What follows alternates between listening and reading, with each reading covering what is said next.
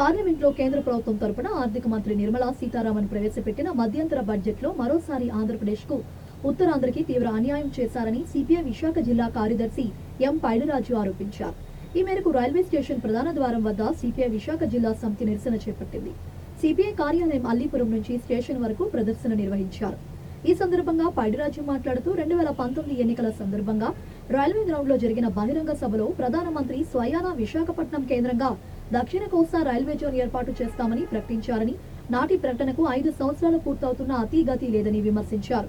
పోలవరాన్ని జాతీయ ప్రాజెక్టుగా గుర్తించిన నిధులు కేటాయింపులో ప్రస్తావన రాలేదని, ఆంధ్రప్రదేశ్ కు రాయితీలతో కూడిన ప్రత్యేక తరగతి హోదా, విభజన చట్టంలోని హామీలన్నీ నెరవేర్చడం, విశాఖ స్టీల్ ను ప్రభుత్వ రంగంలో కొనసాగించడం వంటి సమస్యలపై పార్లమెంట్లో ప్రస్తావించకపోవడం పట్ల రాష్ట్ర వైసీపీ ప్రభుత్వం, ముఖ్యమంత్రి జగన్మోహన్ రెడ్డి అసమర్థ తీరుకు నిదర్శనమని విమర్శించారు.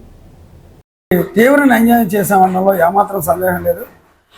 దశాబ్దాల కాలంగా అనేక పోరాటాలు చేసి ఉత్తరాంధ్రలో ఉన్నటువంటి ప్రజలు, ప్రజాస్వామ్యవాదులు, అన్ని రాజకీయ పక్షాలను కలుపుకొని విశాఖ రైల్వే జోన్ సాధన సమితి పేరున సిపిఐ నాయకత్వాన్ని ఏర్పాటు చేసి అనేక ఉద్యమాలు చేస్తే 2019 ఎన్నికల సందర్భంగా విశాఖపట్నం రైల్వే గ్రౌండ్స్లో సభ ద్వారా భారత ప్రధానమంత్రి దక్షిణ కోస్తా రైల్వే జోన్ విశాఖ కేంద్రంగా ఏర్పాటు చేస్తామని చెప్పి 5 సంవత్సరాలు పూర్తయినా నిన్నను కూడా ఒక్క రూపాయి కూడా నిధులు వెదల్చకుండా మరీ అన్యాయం చేశారు.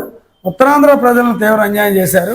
జోన్ ప్రకటన అయితే చేశారు, డీటెయిల్ ప్రాజెక్ట్ రిపోర్ట్ పంపించిన గత బడ్జెట్లో 10 కోట్ల రూపాయలు శాంక్షన్ చేసి ఉంచారు. ఇటీవల ప్రధానమంత్రి గారు విశాఖపట్నం సందర్భంగా ఊరించారు, 416 కోట్లతో ఇక్కడ జోన్ కార్యాలయం శంకుస్థాపన జరుగుతుందని వదలగొట్టి ఒకదంపుడు చేసి మరి మోసం చేశారు. ఇది తీవ్రంగా సిపిఐగా మేము ఖండిస్తున్నాం. తక్షణమే విధి విధానాలు రూపొందించి తగిన నిధులు ఇచ్చి దక్షిణ కోస్తా రైల్వే జోన్ విశాఖ కేంద్రంగా మేము ప్రారంభించాలని డిమాండ్ చేస్తున్నాం.